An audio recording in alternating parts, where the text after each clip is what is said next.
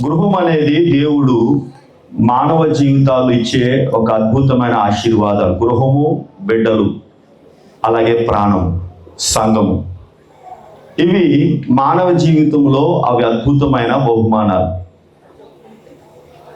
యేసు ప్రభువు వారు ఈ లోకంలో మనుషుల యొక్క జీవితాల్లో ఉన్న వ్యత్యాసాలను వివరించడానికి, అటువంటి యేసునందు జీవించే వారి జీవితాల్లో వారికి కలిగే బలమైన కుటుంబాల కొరకు, బలమైన విశ్వాసములో జీవించుట కొరకు ఆయన తన శిష్యులకు ఒక అద్భుతమైన విషయాలను బోధించాడు. దాంతో మత్తయి సువార్త 7వ అధ్యాయం, మత్తయి సువార్త 7వ అధ్యాయము మీ అందరికీ తెలిసిన లేఖన భాగమే. మత్తయి సువార్త 7వ అధ్యాయం 24 నుంచి 27 వచనాల్లో ఇక్కడ రెండు రకాల వ్యక్తులు రెండు రకాల ఇంటిని కట్టారు.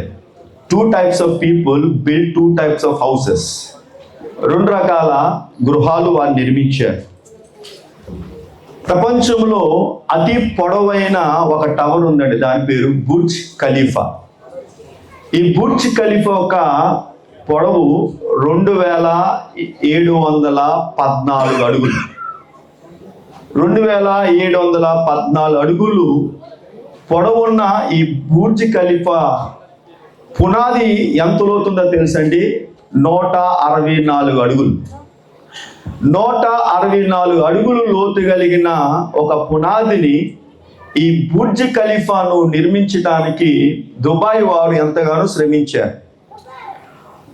169 అడుగులు లోతు వెళ్తేనే కానీ ఆ బుర్జ్ ఖలీఫా అనే ఆ మహా టవర్ అనేది 2714 అడుగుల ఎత్తులో అది నిర్మించబడలేకపోయేది.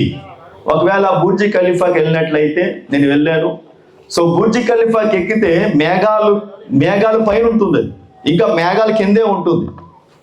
అంత ఉన్నతంగా, అంత ఎత్తుగా అది పునాది లోతుగా పునాది తీయబడింది.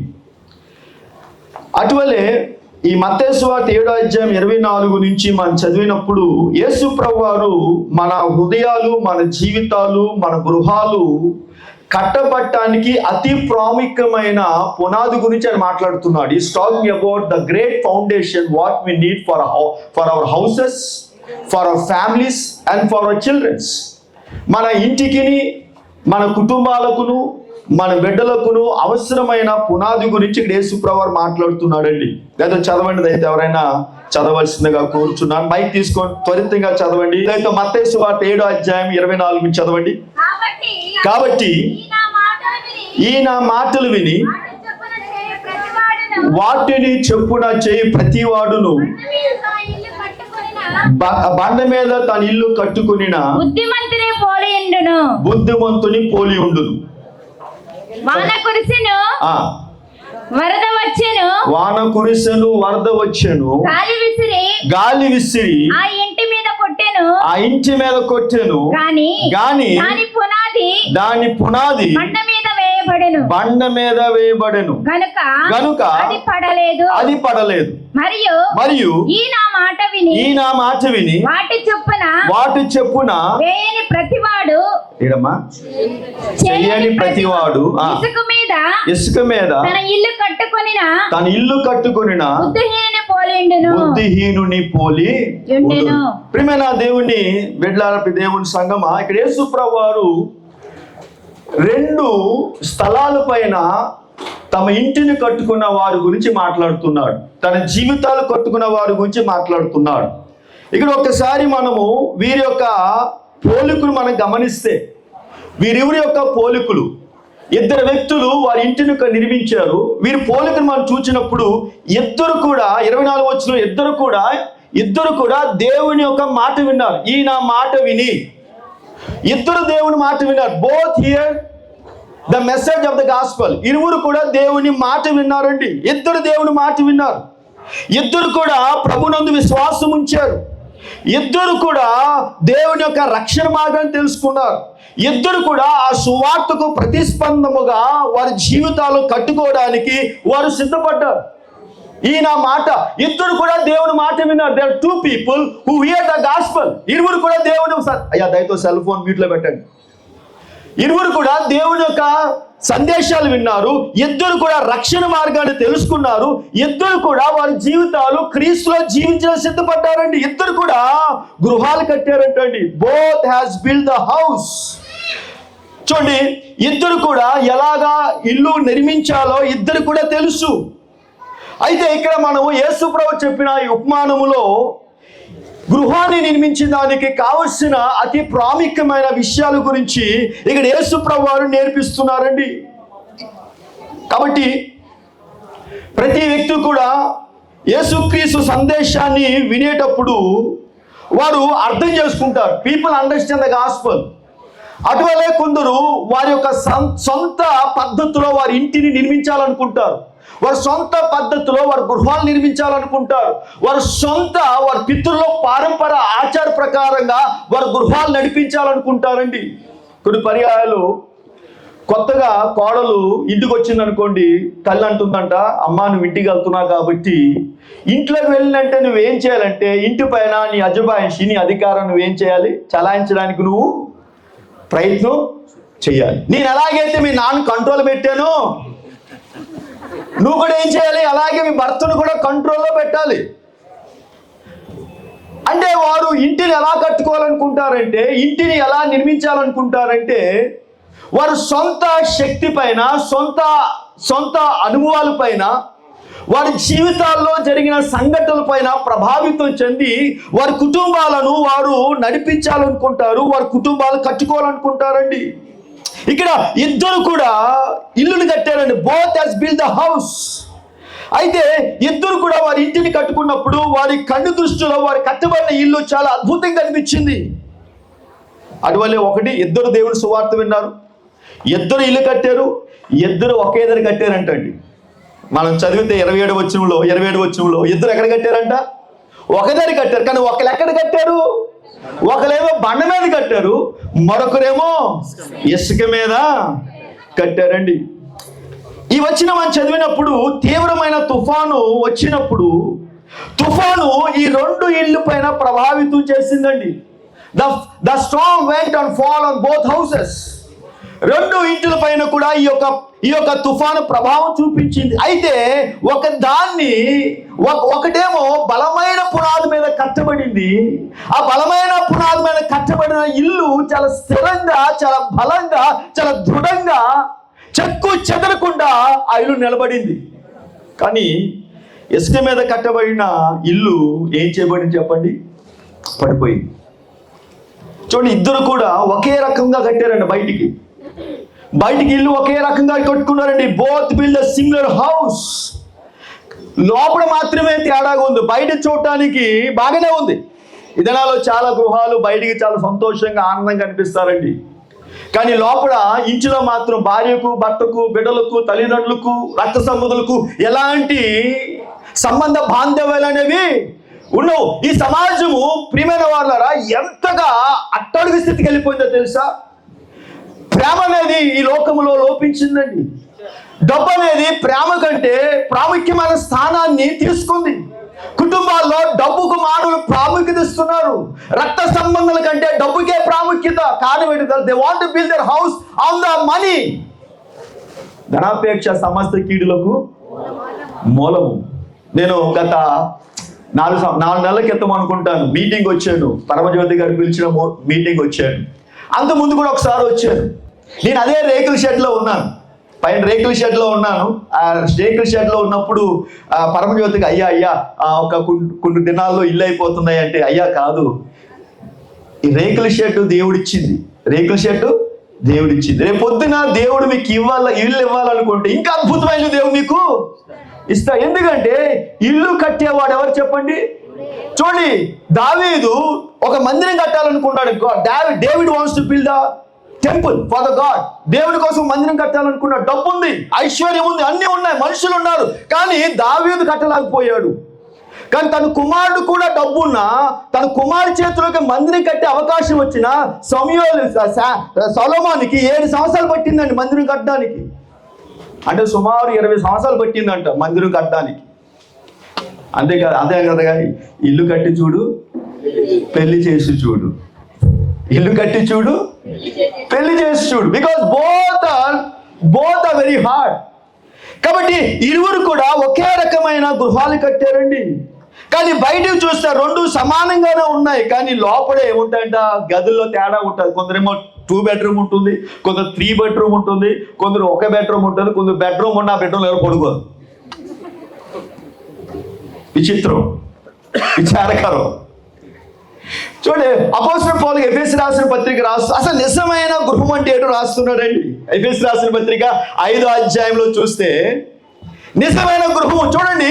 ఇల్లు అంటే ఇటుకలు రాళ్ళతో సిమెంట్ వేసి దానికి పిల్లర్లు వేసి ఒక అద్భుతంగా బయటకు కనిపించేది ఇల్లు. కానీ గృహం అంటే ఏంటో తెలుసా, భార్యాభర్తలు ఐక్యతో సమాధానముతో ఆనందంతో జీవించేది గృహము. గృహం కట్టేవాడు దేవుడు. ఇల్లు మనుషులు కట్టొచ్చేమో కానీ గృహం కట్టేవాడు దేవుడు మాత్రమే. బైబిల్ గ్రంథంలో అనేక మంది జీవితాలు మనం చూస్తే, రూతు జీవితాన్ని మనం చూస్తే, రూతు భయంకరమైన పరిస్థితుల్లో నుంచి ఆమె తన జీవితాన్ని నెట్టుకుంటూ వచ్చిందండి.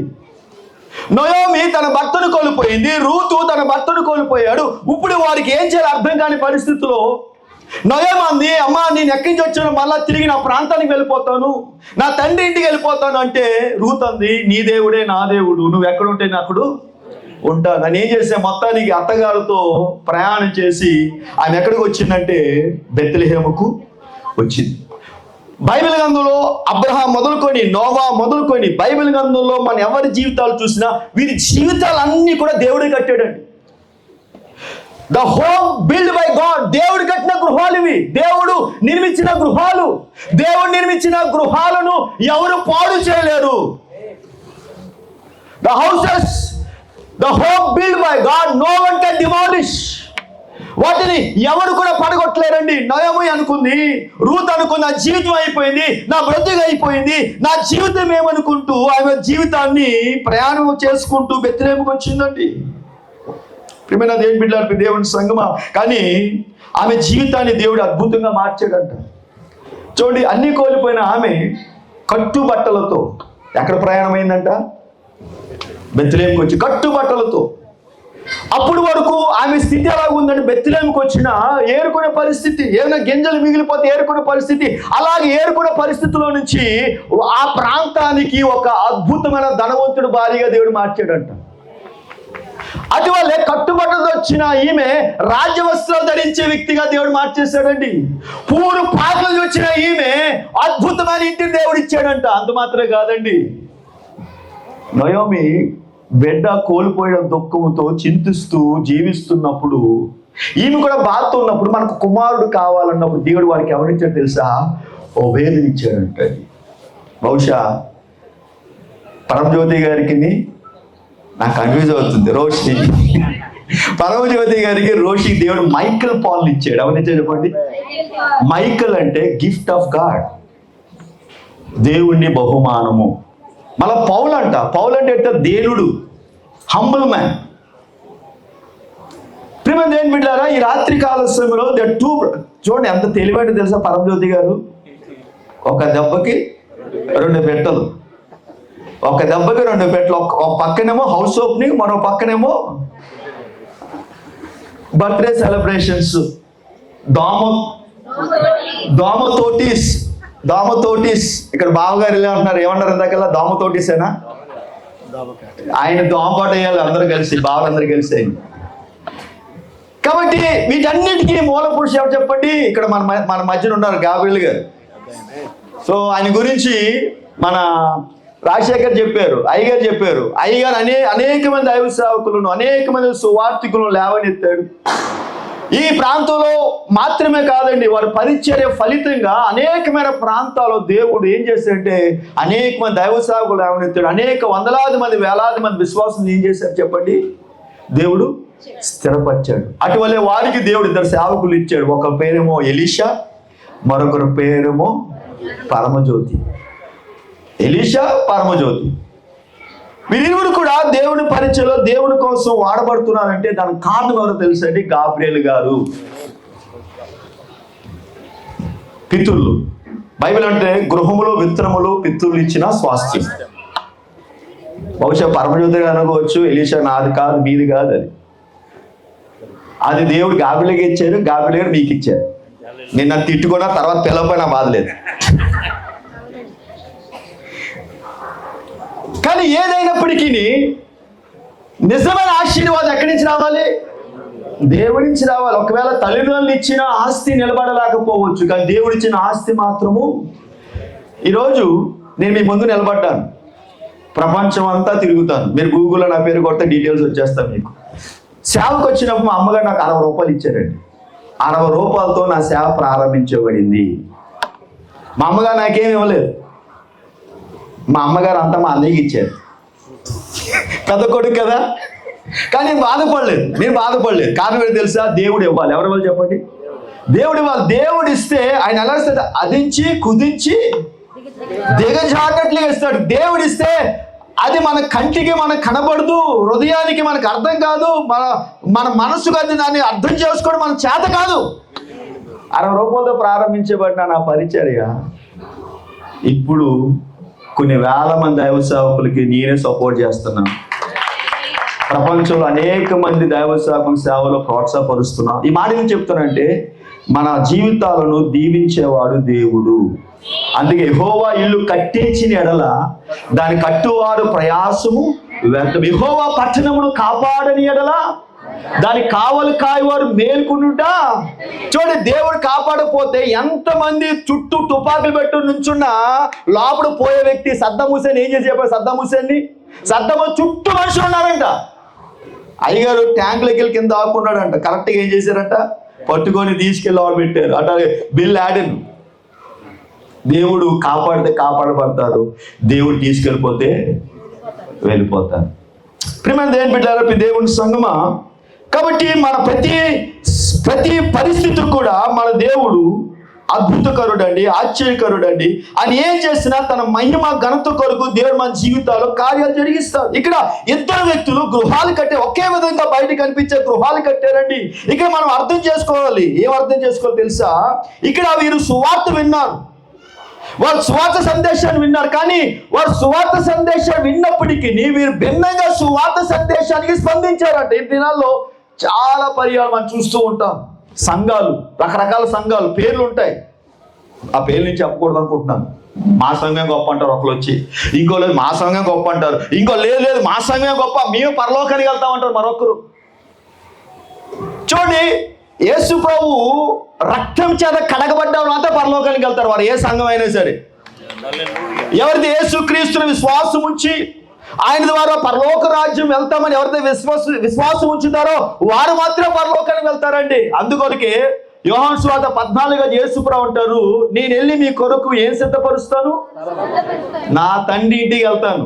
I will go to my father's house and I will go and prepare a place for you.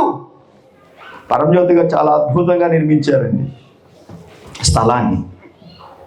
కానీ మన కోసం తండ్రి అయిన దేవుడు ఇంకా అద్భుతమైన స్థలాన్ని నిర్మించాడు.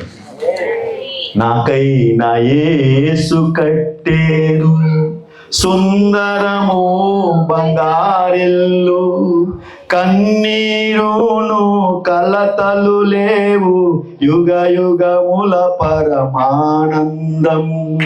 కన్నీరును కలతలు లేవు, యుగ యుగముల పరమానందం.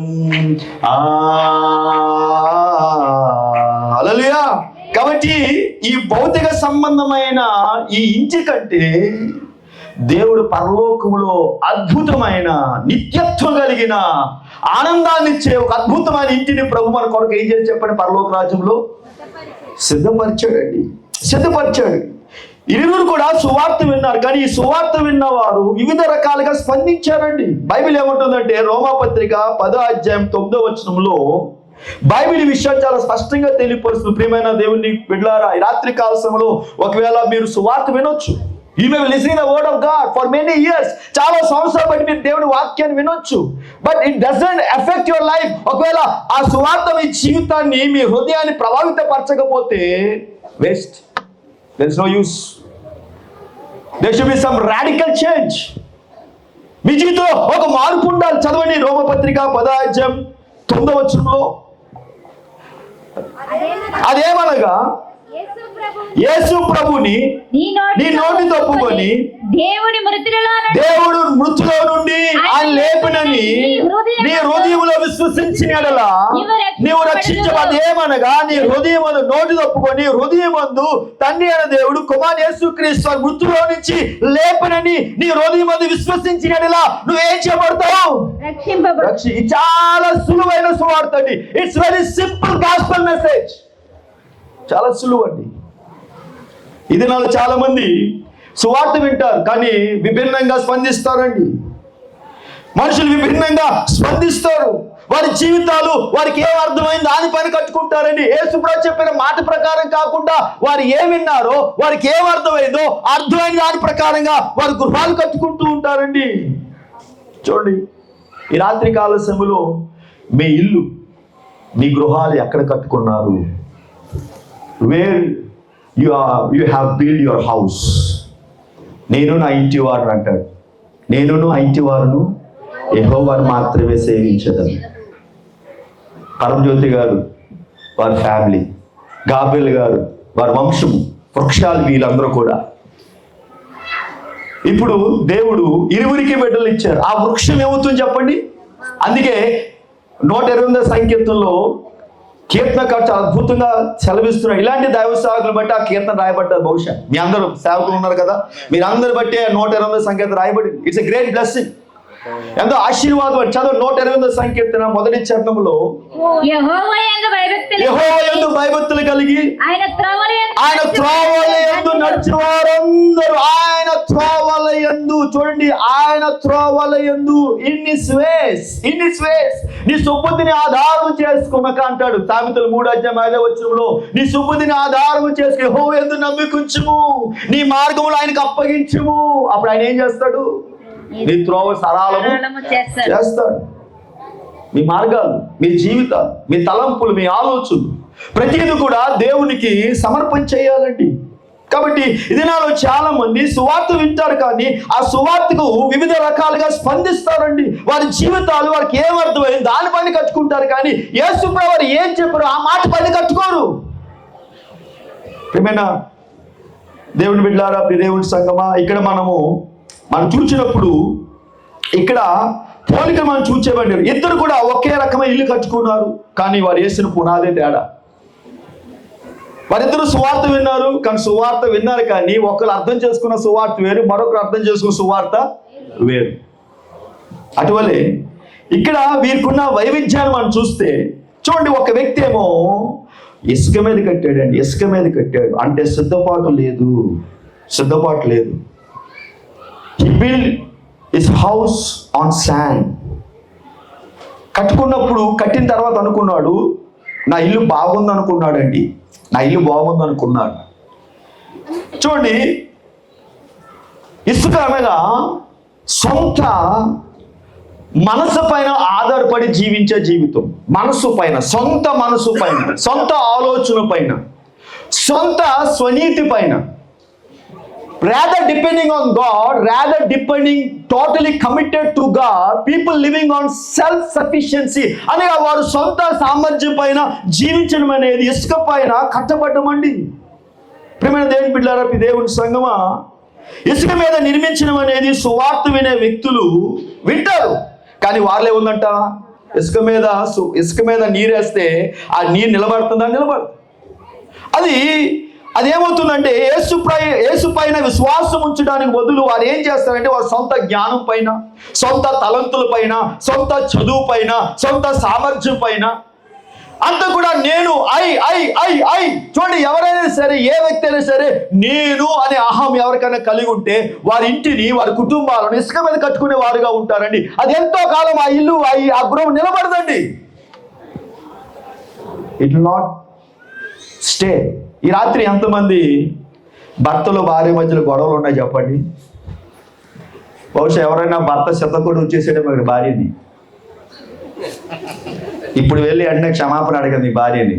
బైబిల్ ఏముంటుందంటే అలాగ చేయని ఎడల మీ కోపము సూర్యుడు అస్తమించే వరకు అలాగుండని ఎడల ఏముంటుంది బైబిల్? అలాగుండని ఎడల చదవండి అమ్మా, యాకోబు పత్రిక నేను తీస్తాను. చదవండి. మీ కోపము నిలిచి ఉండకూడదు.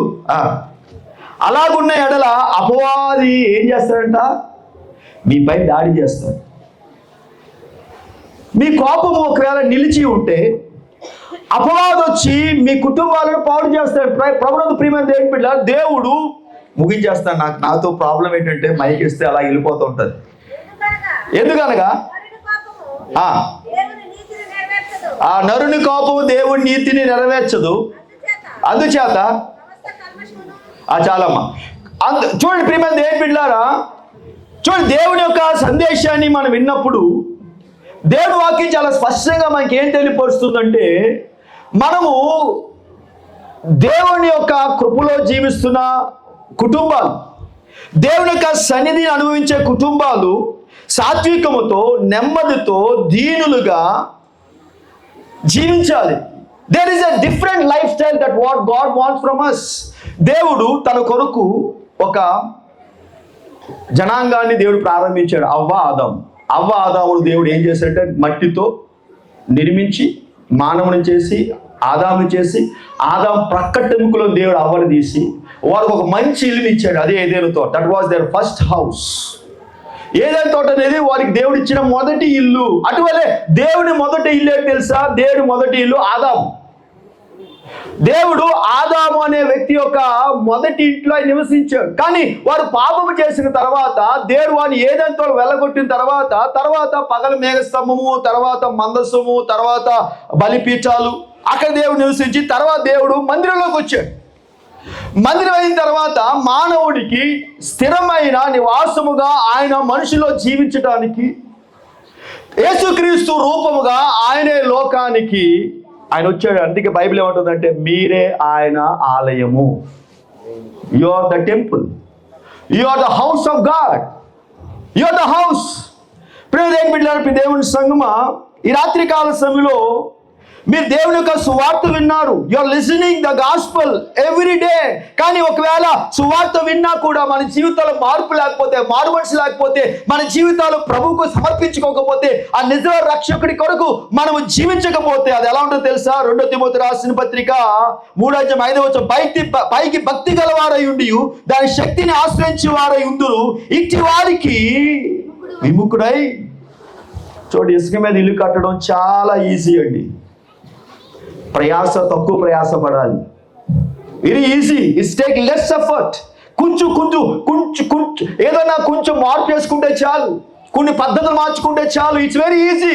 కానీ ఈ బైబిల్ ప్రకారం జీవించడం చాలా కష్టం అండి. యేసుప్రభువు వారు సువార్త ప్రకటిస్తున్నప్పుడు యోహాను 2 ఆయన అద్భుతాలు చేశాడండి.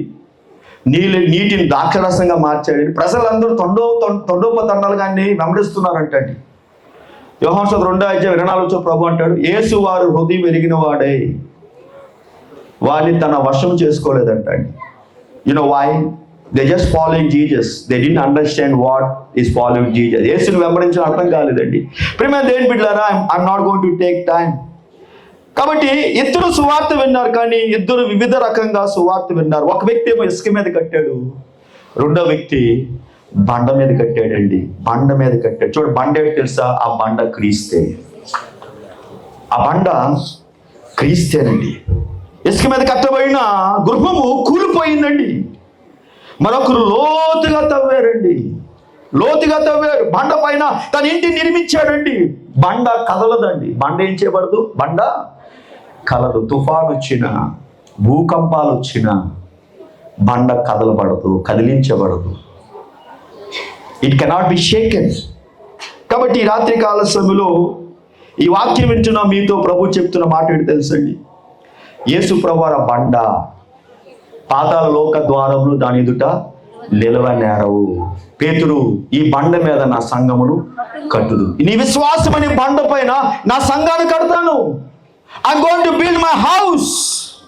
కాబట్టి ఈ రాత్రి కాల సమయంలో బండ మీద కట్టబడిన ఇల్లు కలిగిన వారు శక్తివంతులని బైబిల్ చెప్తుందండి. ప్రభునందు ప్రియమైన దేవుని బిడ్డలారా, దేవుడి సంగమా, ఎవరో తెలిసి బండ మీద ఇల్లు కట్టుకున్నవారు దేవుని వాక్యాన్ని ప్రేమించేవారు, దేవుని వాక్య ప్రకారం జీవించేవారు.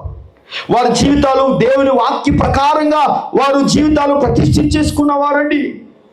యేసుప్రభు చెప్తున్నా, నేనే మార్గము, నేనే సత్యము, నేనే జీవము, నా ద్వారా తప్ప ఎవరు పరలోక రాజ్యానికి ప్రవేశించరండి.